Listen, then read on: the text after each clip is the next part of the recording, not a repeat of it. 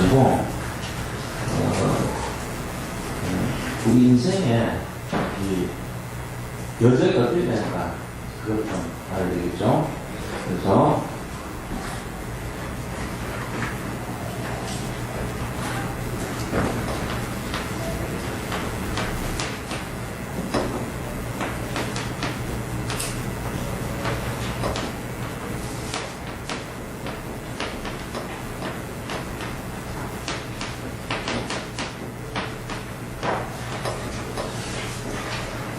인생 여정에 대해서는 좀 우리가 와서 살다가 가는 그 전체적인 내용의 주제가 어떤 것인가 그런 걸 좀 봐야겠습니다. 이번 주 우리가 강단에서 좀 살펴본 내용을 보면요, 이 오순절날의 축복에 대해서 응답에 대해서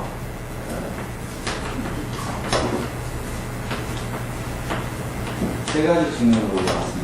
오순절의 응답이 첫 번째는 개인 응답이죠. 나에게 오는 개인 응답은 어떤 것이냐면 제일 먼저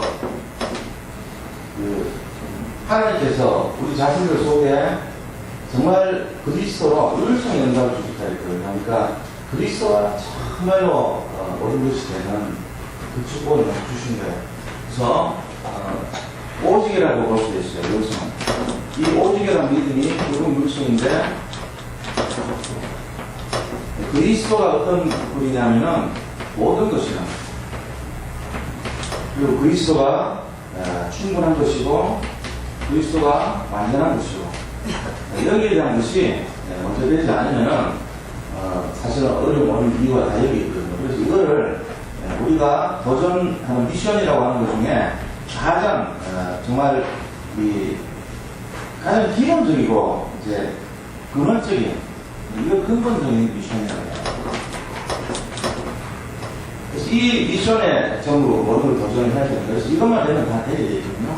이거 안 되기 때문에 다른 거 의상분리하고 그렇거든요. 그래서 이 믿는 사람들의 영적 상태와 믿지 않는 사람들의 영적 상태를 보면은 크게 한 네 가지 상태가 있잖아요.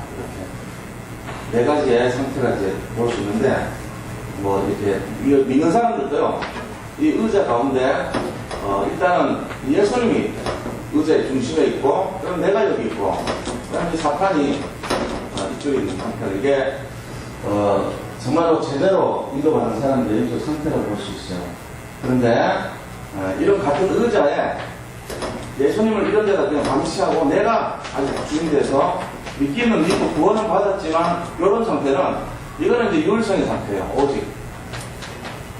근데 이거는 아직도 의자의 중심이 우리 자신입니다. 나를 주인으로 믿고 있는 상태. 그래서 이게 이제 문제가 되는 거예요. 이런 영성 상태이기 때문에 사실은 인간이 없어 보여요. 자꾸만 제한이 아직도 남아있는 거예요.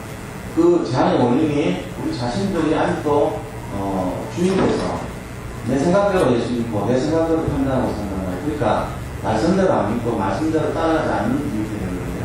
진짜 말씀 잡고 살아가는 사람은요, 이 상태가 되는 거예요. 예수님이 원하시는 게 뭔가 하는 마음으로 살피죠. 그러니까 예수님이 주인되기 때문에 실패한 것 같은데 나중에 보면 성공해요.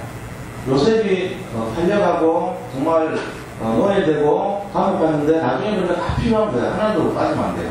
아주 정확하게 하는 인도가 있는 거 있잖아요. 그런 것처럼 예수님이 주인이 되어버리면 정확하게 우리가 어렵게 되는 것 같고 힘든 일이 일어나고 문제되는 것 같은데 그게 아니에요. 그걸 통해서 내가 완전한 우리 개인에 오는 제한이 꺾이는 걸 볼 수 있죠. 그렇게 되는 거예요. 성령님들은 딴 게 아니고 말씀을 끝까지 잡고 가는 게 성령님들거든요.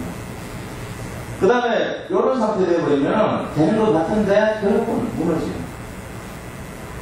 그래서 이 교회 안에도요, 이 두 가지 모습이 있단 말이에요. 예를 들면 이 두 가지 모습인데, 이제 나머지는 어떤 거냐면은, 나머지는 이런 거죠.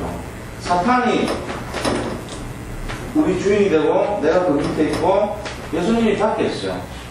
네 번째 같은 경우는 내가 여기를 들어가고 사탄이 밖에 있는 거죠. 그 차이밖에 없지만 뭐 똑같은 거예요. 사실은 내가 여기로 가나 사탄이 내려오나 뭐 같은 개념이잖아요. 영적 상태 다 나오는 상태예요. 이 불신자들은 이제 별 의미가 없고요. 그렇게 보면. 믿는다고 하는 사람들의 상태가 이 두 가지인데, 예를 들면 이런 걸 말하는 거예요. 교회 안에서 우리가 자칫하면은 사람들에게 돈 주시려고 직분도 맡기고, 다른 일도 맡기고, 뭐 사역도 맡기긴 하거든요. 그럼 그것 때문에 이제 붙어 있어요. 자기 성가대 하니까, 내가 성가대 하는 게 너무 좋아가지고 막 교회에 붙어 있고, 이런 분위기 된다는 말이에요. 근데 말씀 별로 관심 없습니다. 결국 어떻게 되냐. 이렇게 실컷 일하다가 나중에 결정적인 순간에 무너집니다. 말하잖아요. 그러면 어떤 사람들이 제일 유익하냐면은, 교회 안에 들어와서 말씀에 은혜 받고, 예배에 은혜 받고, 그 사람이 제일 중요한 거예요. 다른 거 하나도 안 해요. 그냥 사람은 뭐, 인간관계도 안 맺고, 전화도 안 해주고, 관리도 안 해주고 해도, 그냥 말씀, 감당 말씀 잡고, 은혜 받고, 이렇게 하면 되겠나, 웃기고, 따라갈 그 사람은 진짜예요. 사실 그 사람 말고 나머지 사람은 좀 의심스러운 사람이에요. 자기는 뭘 해줘야 되고, 자기한테 뭐 관심을 가져줘야 붙어있고, 자기한테 뭘 해줘야 되는 의미가 있고, 이런 식으로 돼갖고, 마치 어린아이가 자기한테 집중 안 해주고, 자기한테 관심 안 가져주고, 이러면 막 들지고, 막 대들고, 엄마한테, 좀 안 좋게 막 땡깡 부리고, 이런 식으로, 그런 수준이란 말이에요. 그걸 어떻게 주의하겠어요, 그죠? 그 사람 언제나 문제 사건을 통해가지고 시험 들고, 교회 떠나고, 문제 일으키고 이러거든요. 그걸 잘 알아야 돼요. 그런 영적 상태가 지금 어떤 상태인가, 내가. 제일 소중한 사람이 그냥 말씀 받고, 그 말씀에 흥분하고 나중에 말씀 잡고 계속 가면서 은혜 받는 그 사람이 제대로입니다. 이거 잘 아셔야 돼요. 말씀 중에 다른 거 없어요. 다시 말하면, 예배에 내가 딱 잡고, 그것 때문에 승리하는 사람, 그 사람이 진짜라는 거예요. 이걸 잘 아셔야 돼요. 그래서 오직 유르손 이거는 예수님으로 다 끝났다는 얘기예요. 다른 어떤 문제가 없고 자꾸 이걸 어떻게 하고 이런 거 자꾸 하지 마세요. 그냥 예수님으로 다 해결해야 돼요. 예수님 말고 다른 것도 자꾸 뭐를 그렇게 하지 마세요. 틀린 거예요, 그 사람. 은혜 받고 막 말씀 들으면 힘나고 막 훈련 받으면 힘나고 이 사람 틀린 사람이에요. 그럼 제가 되는 사람은 그냥 성경 말씀 읽고 힘없고 성경 말씀 읽으면 문제가 해결이 되고 성경을 읽었는데 치유가 되고 이런 사람이 정상적입니다. 어린아이한테 특별하게 과자 주고 그 다음에 돌봐주고 칭찬해주고 이래서 붙어있는 아이가 되면 이 아이는 나중에 언젠가는 문제 생기면 떠납니다. 넘어집니다. 재앙이 가는 겁니다. 크게 되지 않습니다. 예를 들면 그런데 그런 거 없이요. 별로 뭐 얘기 안 해도 지가 알아서 그냥 자기 나름대로 할 일을 다 하고 인도를 받고 그런 사람이에요. 이게 많은 거예요. 어떤 면에서는 교회 안에서 세 가지 돈을 막 챙겨줘야 되지만은 또 다른 측면으로는요 방치하고 맞서떨어지고 그렇게요. 그건 나중에 입장에서 교회가 제대로 제자들의 모임이 된다면은 방치했는데 자기 살아남은 사람이 있어요. 예를 들어 그 사람 중심으로 된 교회는 굉장히 파워있습니다. 이걸 뭐 얘기 안 해도 돼요. 진짜 목사님 여기서 진실하게 그것만 딱 얘기하면은 교회 확 살아갑니다. 그게 맞는 거거든요. 근데 막 돌려야 돼. 오래 만들어가지고 해주고, 관심 가져주고, 맨날 품을 주고, 위로해주고, 격려해주고, 이래 필요없어 온 사람. 그 사람은 진짜 문제 있는 사람이에요. 좀 그렇습니다. 자, 생각해보면, 내가 어떤 상태인가. 뭐, 가만히 둬도 살아남았죠. 그래서 우리에게 오는 축복이, 이 율성, 그 다음에 무능치유죠. 우리 자신은 전부 무능합니다. 근데 이걸 치워야 돼요. 그 다음에 성령 충만. 이게 개인이 받을 응답 아닙니까? 그래서 결국은 성령 충만해서 서비스로 가도록 하는 거예요. 그 다음에 두 번째, 교회. 교회는 어떤 응답이 오냐면 부흥입니다. 3천 제자, 5천 제자. 그걸 뭐 꼭 부흥이라 하면 나쁜 의미가 있지만 교회는 부흥해가지고 선교 전도 막 해야 돼요. 맞는 거예요. 부흥이 목적이 되는 건 아니지만 성령이 충만하고 오순절 역사이라는 부흥 계획이 있어요. 각 부서가 자꾸 줄어든다. 각 부서가 자꾸 안 된다. 부흥 안 되는 거잖아요. 그러면 그 뭔가 성령이 충만함이 없는 거죠. 성령이 없는 거죠. 우리 교회가 갈수록 자꾸 줄어들고 사람들이 갈수록 힘을 잃고 갈수록 어려움 당하고 부서가 자꾸 부흥이 안 된다. 그럼 볼 것도 없어요. 이유가 뭐 100만 가지 이유를 나와서 이유를 대면 안 돼요. 무조건 부흥에 대해서 책임지고 해야 됩니다. 그게 저는 목사로서 그런 책임을 갖고 있습니다. 제가 마음속으로 느끼는 책임은 그런 겁니다. 하나님이 우리에게 맡겨줬다면 무조건 성경 충만한 우리 부흥회에서 이렇게 해요. 그거는 구역제 시절도 마찬가지로 거기에 증거나 승부를 걸지 않으면 다른 거 그 다음 관계가 의미가 없어요. 저는 그걸 이제 새기는 게 정원준 목사님도 그렇고 유광수 목사님도 그렇고 자기가 맡은 부서에 대해서 최소한 몇 배를 부흥시키는 것을 갖도록 해라. 난 그걸 늘 내 도움으로 삼고 있었어요. 제가 그런 중심을 갖고 지금도 그거예요. 지금도 우리 교회를 할 수만 있다면 몇 배 이런 것보다는 여기서 더 부흥을 시켜야겠다. 그건 하나님 뜻이거든요. 정치가 아니고. 너무 많이 부흥된 건 괜찮아요. 그러나 지금 같은 이런 수준 같은 건 안 된다는 거예요. 그래서 이번에도 교사들 모임을 하려고 하는 거예요, 사실. 뭔가 이제 계획이 일어나야 돼요. 유목사는 30가지 인가해가지고, 우리에게 8가지 미션 주고, 10가지 개혁을 말했고, 그 다음에 10가지 혁신을 말하고 있는데, 혁명이라고까지 얘기하는데 혁신이라고 그러더라고요. 이번에 바꿨어요. 그런 중심을 하는 모든 목적이 이 시대의 마지막 우리가 이 생명을 하는데 동시키고 해야 될 거 아니냐 이거거든요. 거기에 주제를 가지고 우리가 해야 되는 거죠. 그래서 이 교회 응답은 영적 분위기입니다. 영적 분위기가 진짜 막 아멘이 살아나고 성령이 충만함이 막 보여주고 개인이 막 응답을 받고 이런 분위기예요. 그래서 8가지 미션을 자꾸 포럼하고 그래야지 사람이 살아나죠. 그렇게. 그 다음에 세 번째, 오늘 응답이 뭐냐면은, 현장입니다. 현장 응답은 다른 게 아니에요. 모든 걸 떠나서 사람을 살리는 거예요, 현장에. 그래서 현장에는 생명 운동이라는 거예요, 생명. 이게 이제 제일 중요하죠. 이 개인과 교회와 현장에 이런 내용들이 보수적으로 응답이라는 거예요. 그래서 우리 교회도 이번 주에 이제 이런 일들이 계속 진행돼야 될 줄 알겠습니다. 오늘 이 본문의 말씀은 사실은 결론으로 들어갔어요. 그렇다면 하나님이 여기에 던지는 질문이 있어요. 이 본문을 우리에게 주시면서 뭔 질문을 하고 계십니다. 이 본문의 내용을 가만 보면은 누가 더 만들 것인가 이걸 질문하고 있단 말이에요. 지금 두 사람을 다 등장을 시켰단 말이에요. 이 두 사람의 인생을 대조를 하고 있잖아요. 그런데 이 두 명의 인생 중에 어떤 사람의 인생이 맞냐? 그걸 지금 얘기하고 있는 거거든요. 그래서 지금 상태는 이 상태예요. 한 사람은 이 상태에 있는 사람이고, 나머지 한 사람은 이 상태에 있는 사람이에요. 이 두 사람, 이 상태와 이 상태 두 사람의 대조를 해가지고, 그 인생의 여정을 비교하는 거예요. 이 두 사람 인생의 여정, 그러니까 어떻게 살았는지를 비교해가지고, 그들이 가고 있는 모습 중에 누가 더 옳은가? 이걸 질문하고 있어요. 그럼 우리는 어느 쪽에 있어야 되는가? 거기에 대한 답을 얻고 있어야 됩니다. 이게 하나님 지금 이 시간에 우리를 향한 질문입니다.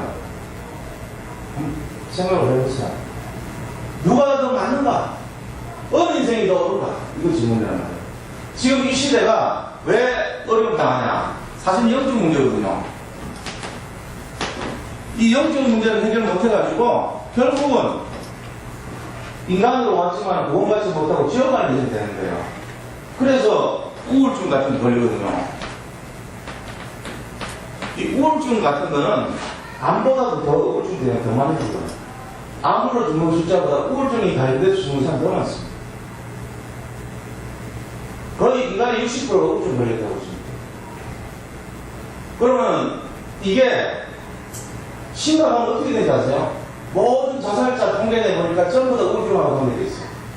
그 밑에는 모든 자살자의 공통적인 부분이 우울증이었어요. 뭐 말 다 한다니까. 우리나라만큼 자살 많이 하는 나라가 없죠. 그 다음에 모든 실패에 너무 오랫동안 방치되어 있으면 우울증으로 빠져버려 살아요. 질병 속에 너무 오래 갇혀있으면 사실은 우울증으로 바꿔요. 그 질병 문제가 아니고 우울증이 딱 깔려있기 때문에 혼자 있을 때 자꾸 우울해지는 거예요. 그리고 자기들 마음속에 뭔가 이렇게 우리가 재앙이나 이런 어려움에 계속 노출되어 있다 보면은 결국은 이 우울증을 못 벗어나는 거예요. 근데 이걸 해결할 수 있는 유일한 길이 바로 뭐냐면은 그리스도라는 거예요. 우리가 이걸 잡는 거죠. 그리스도면 완전한 것이고, 그리스도는 모든 것이고, 그리스도면 완전히 충분한 것이고, 이거를 이런 데 적용하는 거예요. 여기에 대한 그 도전과 미션하는 것이 근본 미션이라는 거예요. 그래서 이런 내용을 가지고 지금 사람들의 모습이 영적 문제로 시작이 되는데 예수 그리스도께서 우리에게 던지는 질문의 첫째가 뭐냐면은 자, 누가 더 나은 인생을 살았는가 이거예요. 더 나은 인생.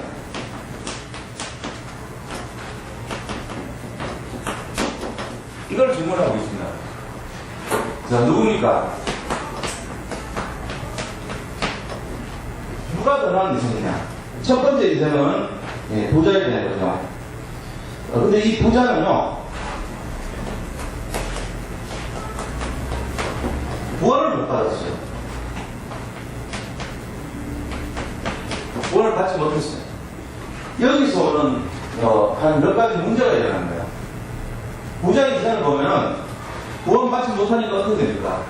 굉장히 불안한 인생이 되거든요. 가장 인생에 우리는 구원받은 것이 기준이 돼야 돼요. 구원받으면 성공하게 돼 있거든요. 구원받은 것이 최고의 응답이거든요. 근데 구원을 못 받았다면 그 내용이 진정한 행복을 잃어버립니다. 오늘 보니까 19절에 한 부자가 있어 자세군과 고운 베옷을 입고 날마다 보람이 즐기더라. 그렇게 해놨습니다. 그러면서 그 즐기는 내용이 쭉 나와 있죠. 이 잔치를 옛날 성경 보면 연락을 해야 돼요. 잔치가 버릴 연자거든요. 연애를 베푼다 이런 식으로. 그러니까 맨날 이 사람들 모여서 파티를 한 거예요. 그러니까 술잔치 한 거예요. 말하자면. 포도주 열어놓고 술 먹고 그렇게 하면서 방탕한 그런 생활을 즐겼다는 내용입니다. 이 사람에는 뭐가 없었냐면 진짜 행복이 없었거든요. 참 행복이 없어요. 부자 인생은 네 가지가 결핍된 인생인데 행복이 없다는 거예요. 자, 행복이 없는 이유가 뭡니까? 늘 술파티 했어요. 그 다음에 이 부자는요, 진정한 친구가 없어요. 그렇죠? 이생을 사람도 좀 같이 동료가 있어야 되고 만남이 있어야 되는데 이 사람 마음속에는 어떤 친구가 없어요. 있는 거라고는 참 친구가 없어요. 술 친구가 없어요.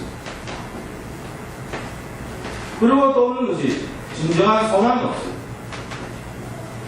참된 소망이 없습니다. 맨날 도망하는 거죠.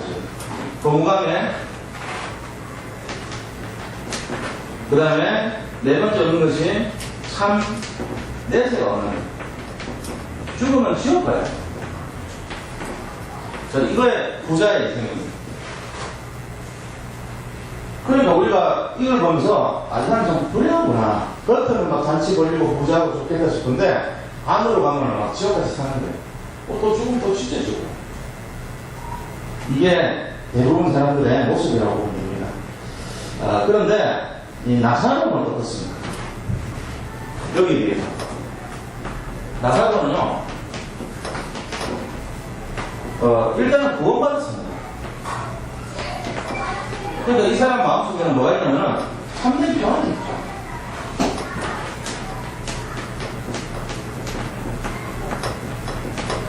그리고 마음속에 그리스도라고 하는 참된 이 친구라기보다는 자기가 신뢰하고 있는 대상이 있는 거예요. 믿음의 대상이 있단 말이에요. 그러니까 진정한 동반자가 있는 거예요. 자기 인생에 누군가가 자기를 함께 해주고 위로해주고 격려해주고 의지해주는 그 상태가 있다면 얼마나 좋겠어요. 그런데 하나님이 우리와 함께 하니까 임마누엘을 누리니까 진정한 동반자 아니에요. 그리고 이 사람은 뭘 갖고 있습니까? 참된 소망이 있습니다. 다시 말하면 내일에 대한 죽으면 어디로 갈 그 장소가 딱 준비되어 있는 거예요. 천국이 있다는 거예요. 이 인생의 두 개가 한번 비교해보세요. 자, 돈은 없어요. 돈 없는데 이 사람은 구원받았고 이 사람은 구원 못 받았어요. 그리고 진짜 친구가 진정한 친구가 있어요. 그리고 진정한 소망이 있어요. 진정한 내세가 있어요. 어떻습니까? 사는 건 좀 모자라게 사는데 나머지는 다 반대잖아요. 이 두 인생 중에 누가 더 제대로 되냐고요. 근데 단 기준 하나가 뭐냐면은 기준 하나가 이 메시지가 왜 나오는지 우리가 잘 봐야 돼요. 왜 이런 예를 들었는지 앞에 보세요. 앞에 누가복음 16장 1절에서 13절까지 내용이 어떤 내용이냐면은 전부 다 이 불의를 갖고 있는 지배인, 말하자면 불의한 종이 그 돈을 갖고 있을 때 이 주인이 자기를 잘라내려 그러니까 내가 잘리기 전에 내 미래를 준비를 해야 되겠다. 그래가지고 사람들을 찾아다니면서 탄압시켜줬잖아요. 지난주에 제가 그렇게 말씀드렸잖아요. 왜 칭찬했냐면 자기가 사람을 살리는 걸 하라는 칭찬해 준 거예요. 불의한 종이라는 것은 바리새인들을 말했는데 비록 바리새인들 할지라도 사람을 살리는 방법을 깨달았으면 그게 훨씬 낫다는 그 얘기를 들어준 거죠. 도덕질하는 게 칭찬해 준 게 아니고 사람을 살리는 것 중심을 가지는 게 중요하다는 그 얘기였어요. 그런데 유대인들이 이 말 듣고 이 비유 듣고 비웃었어요. 왜 비웃었는지 아세요? 자기들한테 굉장히 중요한 것이 돈이었거든요. 유대인들은 참 돈을 사랑했다는 거예요. 그런 얘기가 성경에 있습니까? 본 적 있습니까? 14절 보면 나와요. 뭐지? 한 읽어보잖아요. 16장 14절 보세요. 바리새인들은 돈을 좋아하는 자들이라. 이 모든 것을 듣고 비웃거나 돈을 좋아하는 자라고 적히죠. 바리새인뿐만 아니고 세상 사람들 다 돈 좋아해요. 그런데 돈을 유난히 좋아하는 사람들은 다 이 문제를 보고 비웃어요. 아이고 주님도 도덕질하는 거 보고 무슨 그걸 칭찬하고 있냐 이거. 에이 저 청년은 참 이상한 사람이야 이렇게 봤단 말이야. 그런데 그 다음 비유가 딱 나온 게 바로 뭐냐면 부자와 나사로 비유해갖고 예수님이 마지막은 완전히 그 부자들 돈 좋아하는 사람들 길을 확 꺾는데요. 그러면서 질문한 거야. 야 너들 그렇게 많이 질문한다면 돈이 그렇게 중요하다면 진짜 돈 많은 이 부자 구원 못 받은 거하고 돈 하나도 없는 거지 구원 받은 거하고 어느 게 더 좋냐? 그걸 질문한 거지. 왜 갑자기 질문을 나오는지 생각해 보셔야 돼요. 그게 지금 안 됐단 말이에요. 누가 더 행복하냐? 누가 더 나은 인생이냐? 너들이 그렇게 돈을 좋아하고 비웃냐? 너희들. 그럼 이 얘기는 한번 들어봐라. 그 얘기는. 잘 생각해 보시오. 그래서, 여기서, 더 나은 인생이 결국은 누굽니까? 우리가 보면 알겠죠? 결론이 어떻게 되냐면, 이들의 인생의 종착점을 보면 되겠죠. 종착점.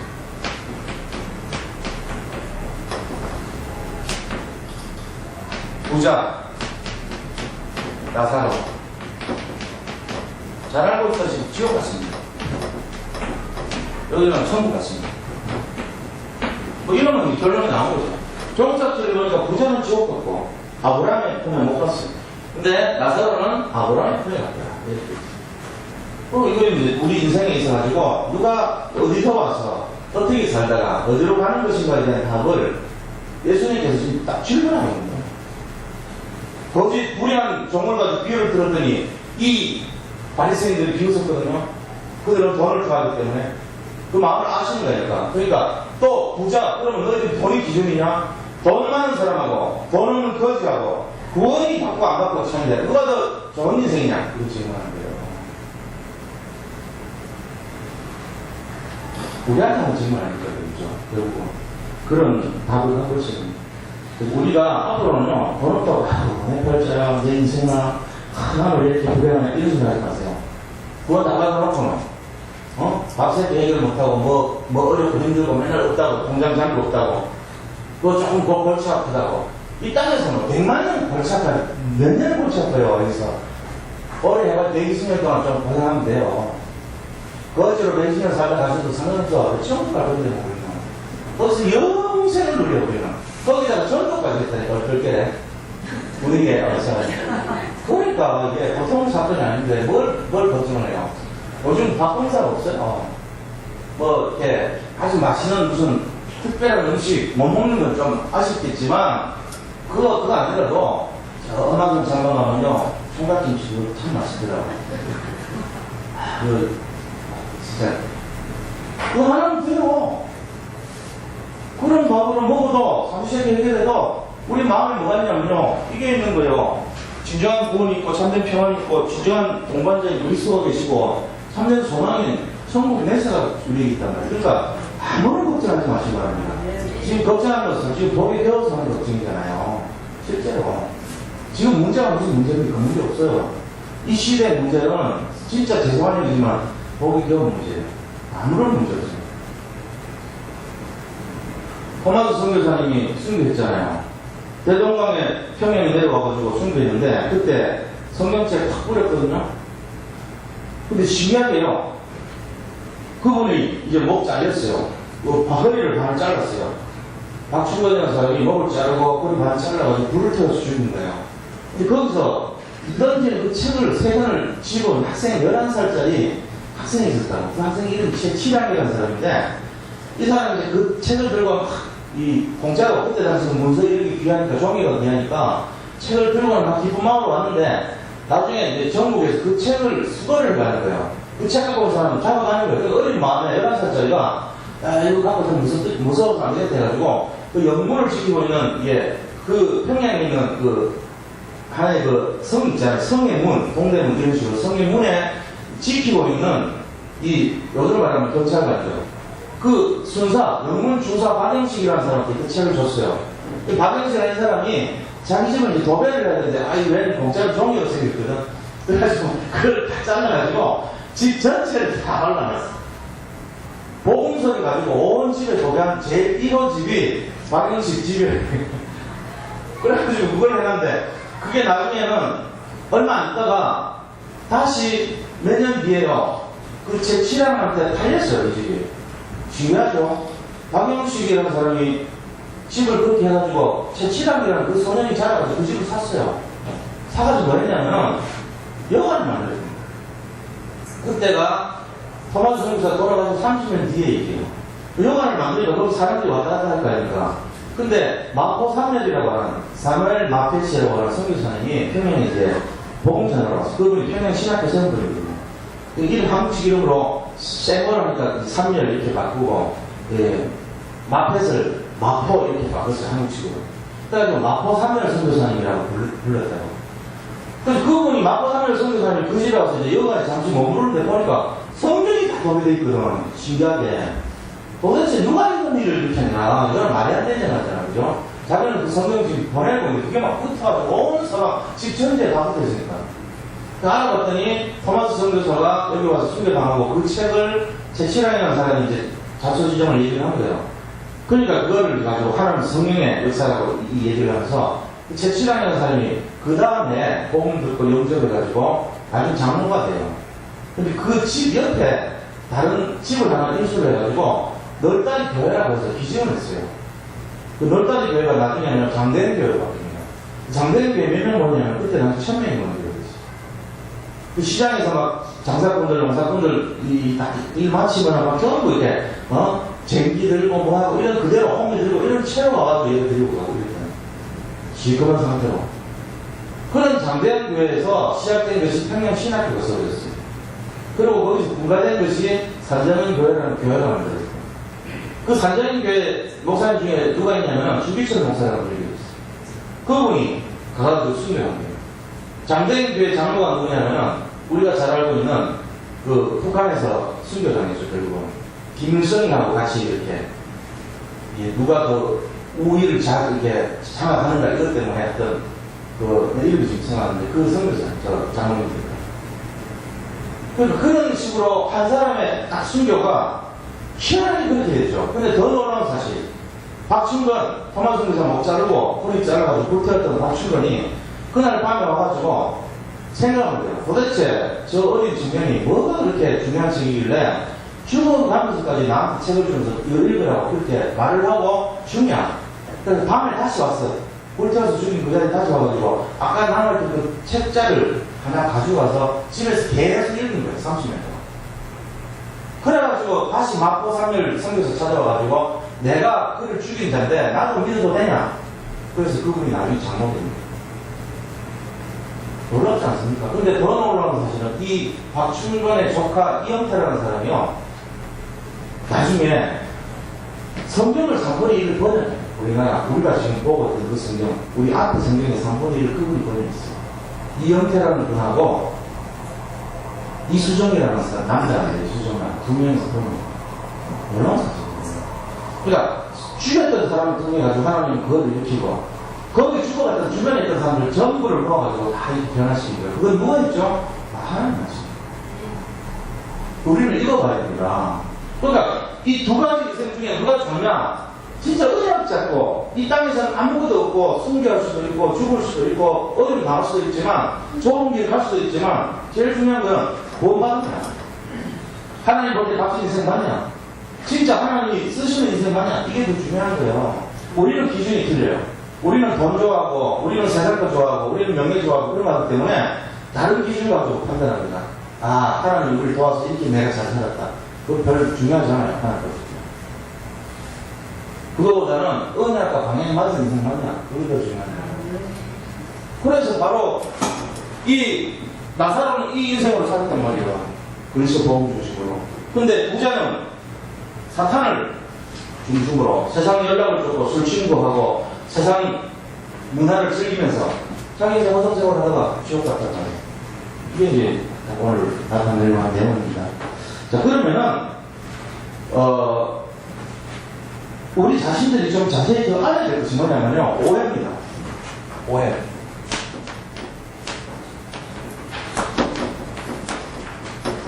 이 오해에 대해서 제대로 풀어야 돼요. 그 오해가 뭐냐면요, 불신자들의 오해입니다.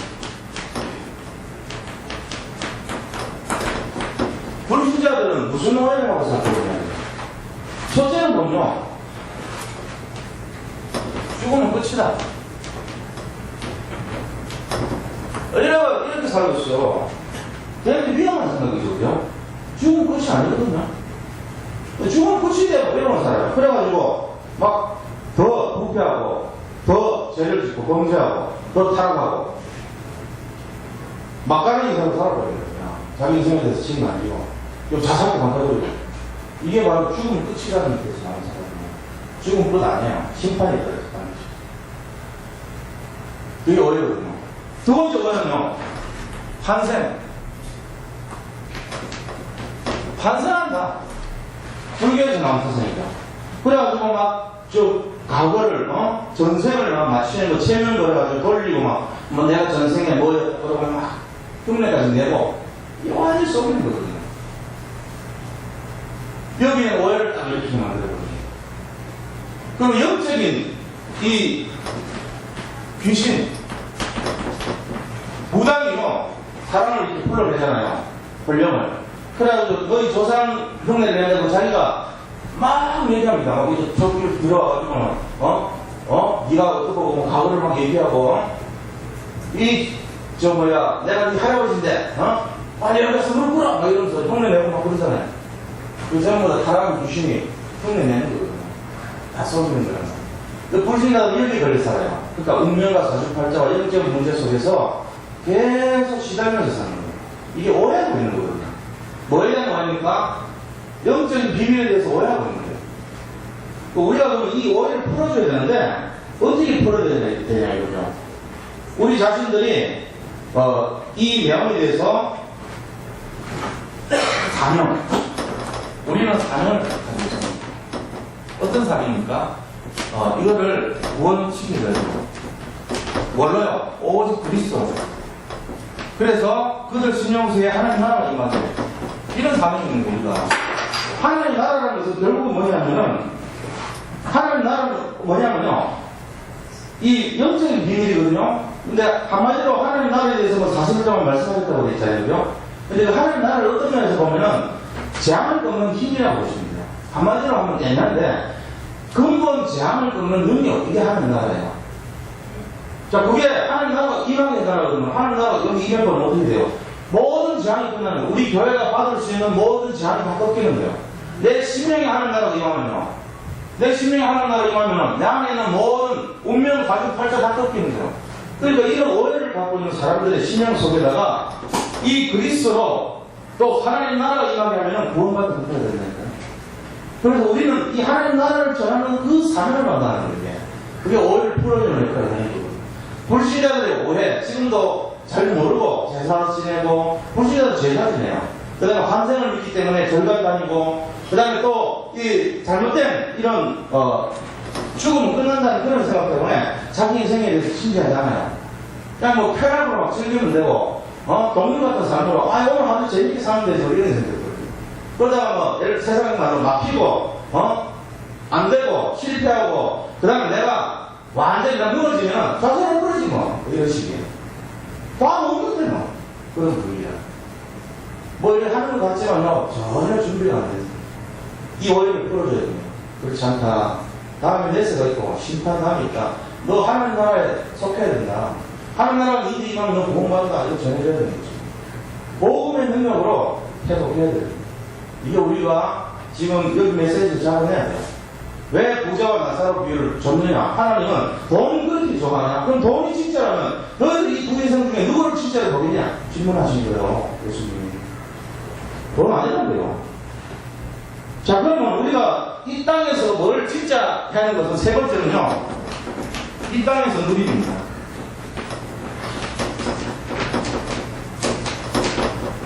그렇다면 이 땅에서 부자가 아닌 상태에서라도 진짜 누리는 것이 어떤 것인가 그러나 제대로 된 누림은 뭔가 이걸 봐야 되죠. 이게 이제 우리가 해야 되죠. 그 자체는 뭐냐면 첫째는 선포예요. 선포. 뭐를 선포해야 됩니까? 내가 있는 곳이 성교지입니다. 거기서 하나님 나라를 선포해야 됩니다. 이 하나님 나라의 비밀을 선포해야 돼요. 오직 우리를 구원할 분은 예수 그리스도다. 그분은 모든 것이고 그분은 완전한 것이고 그분은 충분하다. 너가 갖고 있는 운명과 사주팔자에서 너를 완전히 해방할 수 있다. 네가 이 땅에서 아무리 장속에 있다 할지라도 그것을 건져낼 수 있는 유일한 길은 그리스도밖에 없다. 이거 전해주는 겁니다. 이걸 우리가 전하는 전도자의 삶을 살아야 됩니다. 그렇게 하면서 이 땅에서 천국 축복을 누리고 이 언약을 후대에 전달하고 지옥 번지의 삶을 다 살려내는 이게 우리가 해야 될 삶입니다. 그걸 우리가 지금 말을 하고 있는 겁니다. 그래서 선포에서 영적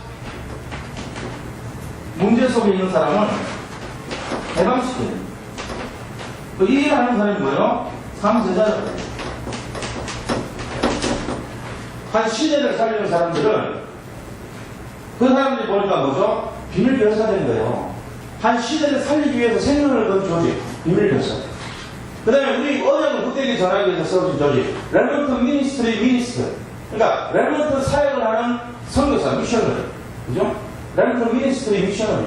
그 사역을 우리가 감당하는 선교사들. 세 번째 사역은 이 세상에 있는 모든 흑암을 움직이고 조작하고 사람들이 불행을 가져다주고 영원한 지옥을 가져다주는 프리메이슨 조직을 막는 홀리메이슨. 세 가지. 이 우리가 해야 될 삶입니다. 그게 바로 삼세자입니다. 이 땅에서 우리가 누리는 거예요. 진정한 누림은 이거라고 봅니다. 이게 감당하는 내용이 8가지 미션이거든요. 이거를 우리가 수행하는 내용이 8가지 미션이에요. 자, 그럼 어떻게 해? 결론은요, 우리가 이걸 어떻게 그러면 감당하겠는가 하는 거예요.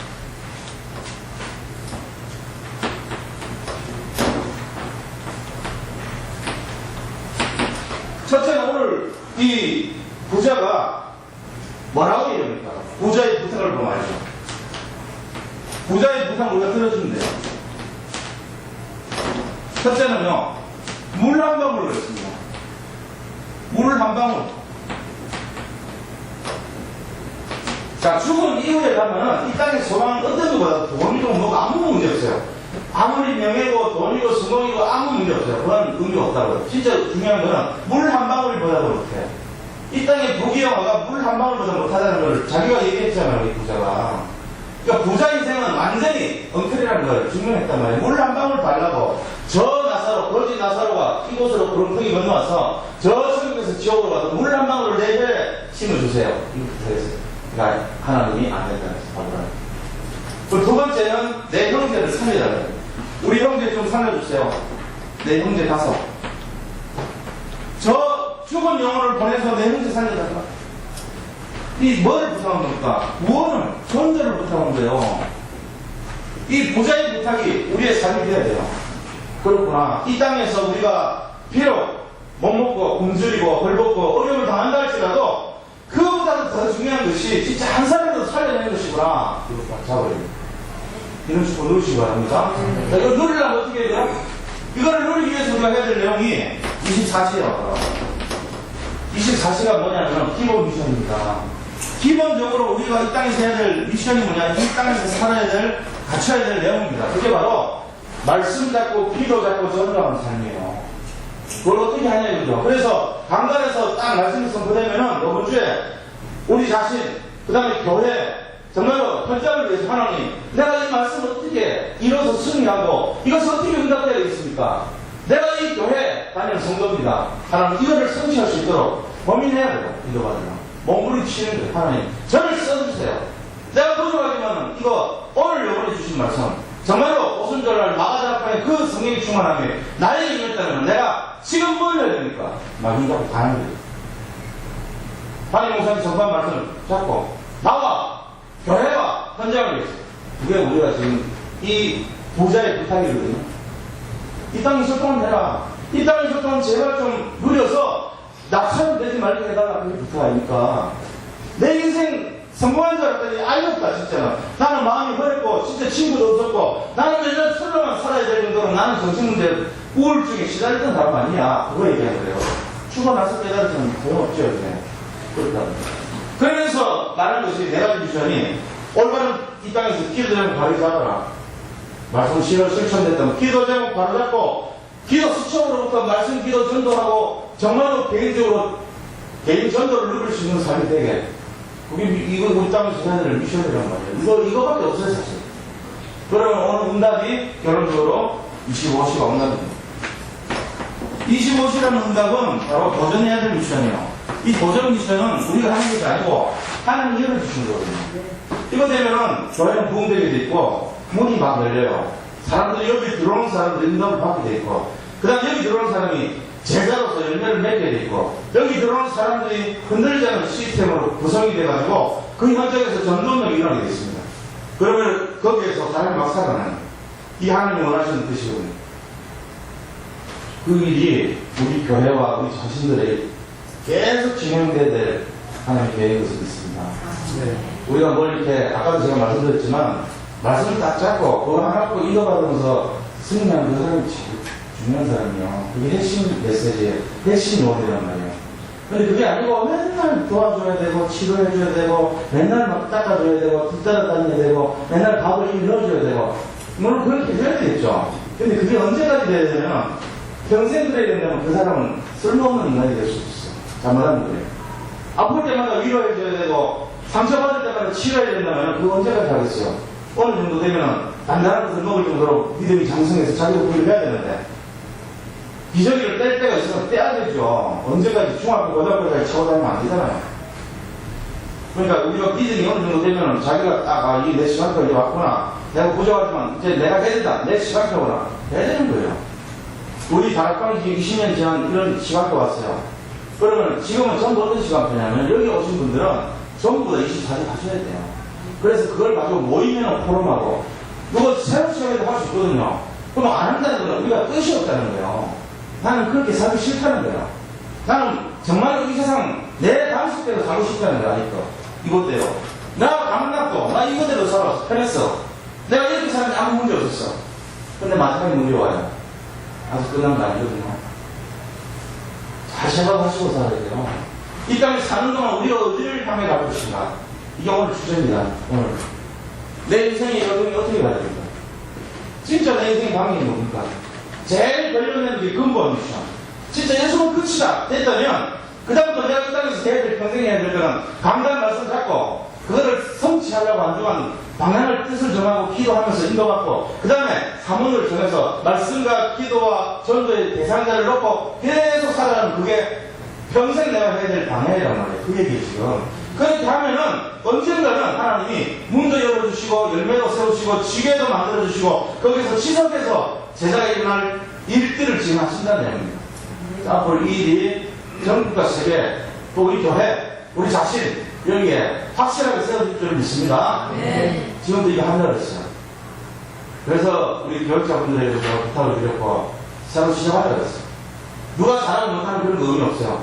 자기 인생에서 하시기 바랍니다. 잘했다고 주장하고 드러내고 내세우는 사람이 중요한 게 아니에요. 진짜 그리스도 앞에 우리가 설날 주님 말씀에 순종해서 제가 그렇게 부족한 일이 살았습니다. 그 고백이 있는 사람이면 돼요. 그걸로 만족하시기 바랍니다. 누구한테 보이기를 예를 들어 전국에 내가 드러나기를 좋아하고 내가 어떤 내 모양이 내 이름이 그러면 어디에서 그런 고백하냐. 역시 아직도 나는 여기 살고 있는 사람이에요. 의자 위에 내가 앉아있어요. 그러면서 내가 그 일을 하고 있는지도 몰라요. 그럼 틀림이 들어와요. 나중에 그 사람 이름은 자꾸 높아져요. 그 사람 명예는 자꾸 높아져요. 그 사람의 굉장히 돈벌이는 굉장히 좋아질 거예요. 아마. 그러면서 그 사람이요 굉장히 칭찬받고요. 그런 사람이 될지는 모르지만 어느 날 그 사람 속에 교만이 자리잡고 방종이 들어가고 그 사람 무너지고 복음 아닌 것이 되어갈 거예요. 그래서 자기가 왕이 됐으니까 그러면 안 돼요. 그래서 우리는 끝까지요 그런 일이 있더라도 숨기고 안 나타내고 절제하고 드러내지 말고 조용하게 예수님이 항상 왕으로, 예수님이 주인으로, 예수님이 쓰는 도구로 그냥 하면 됩니다. 안 알아도 더 좋아요, 오히려. 안 알아주는 게 더 좋은 거예요, 사실. 그런 마음을 하시기 바랍니다. 진짜 제자가 되셔야 돼요. 오늘 이 말씀 잘 잡으시고 승리하기 바랍니다. 자, 우리 같이 한번 받은 말씀 잘 기도하겠습니다. 하나님, 정말로 우리 인생의 여정이 복음 인생이 되기를 같이 한번 기도합니다. 하나님 감사드립니다. 우리가 걸어가는 걸음마다 정말로 성인이 되어 받기를 원합니다. 24세의 시간표 속에서 먼저 근본 미션이 회복되고 기본 미션을 아버지